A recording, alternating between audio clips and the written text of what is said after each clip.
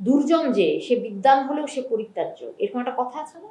আমি বিজ্ঞান হলো পরিত্যাজ্য না, আমি মনে করি যে বিদ্বান সে যদি যৌন হয়রানির যৌন নিপীড়ক হয়ে ওঠে সে পরিত্যাজ্য।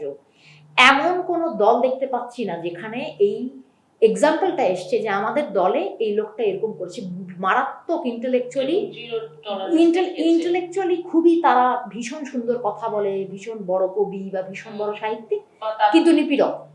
সে অন্যরকম করে এক্সপ্লয়টেশন করে মানুষকে, মানে কর্মীদের সঙ্গে, হ্যাঁ নারী কর্মীদের সঙ্গে এমন সব পরিস্থিতি তৈরি করে যেখানে নারী কর্মীরা হয়রানির শিকার হয় এবং তাদেরকে এক্সপ্লয়টেশন মানে একটা নাজুক অবস্থায় এটাকে তারা কনসেন্টে পরিণত, মানে কনসেন্ট হিসাবে তারা দেখানোর চেষ্টা করে, এমন একটা পরিস্থিতি তৈরি করে যেখানে তারা মেয়ে কর্মীদেরকে এক্সপ্লয়েট করে, তাদেরকে ডিপেন্ডেন্ট করে দেয়। তারপরে তারা বলে যে তুমি তো অ্যাডাল্ট।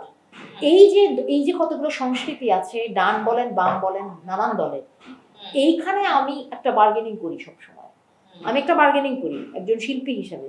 যেমন অনেক দল থেকে আমাকে গান গাইতে ডাকে এবং একসময় মাঝে মধ্যে তারা নিজেরাই বলে যে আপা আমাদের দলে কিন্তু ধরেন অমুক এক ব্যক্তি যে কিনা যৌন হয়রানি করেছে বা যে একজন নিপীড়ক, তো এই যেই দল নিপীড়ককে ঠাঁই দেয় আমি তাদের জন্য জানা মতে গান করতে যাই না। তো আমিও আয়োজকদেরকে বলি এটা আমার বার্গেনিং, এবং তারাও বলে যে আপা আমরা ঠাঁই দিচ্ছি না,